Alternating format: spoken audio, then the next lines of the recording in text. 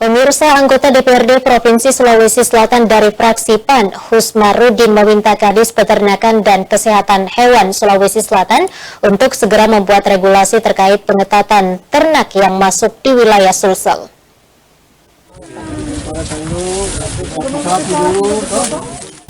Jumlah hewan yang terkonfirmasi positif penyakit mulut dan kuku atau PMK pertanggal 17 Juli 2022 sebanyak 520 ekor.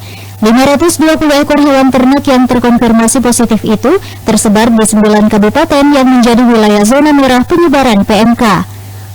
Hal tersebut membuat anggota DPRD Provinsi Sulawesi Selatan dari fraksi PAN, Husmarudin, meminta Kadis Peternakan dan Kesehatan Hewan atau PKH Sulawesi Selatan untuk segera membuat regulasi terkait pengetatan ternak yang masuk di wilayah Sulsel.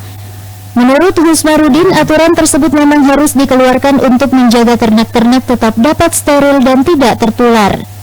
Tapi kalau secara pribadi dan secara praksi begitu, kita berharap pemerintah provinsi ini betul-betul menyiapkan langkah-langkah taktis yang tegas, yang cepat untuk mengantisipasi itu supaya tidak ada korban, tidak berkembang ini masalah PMK.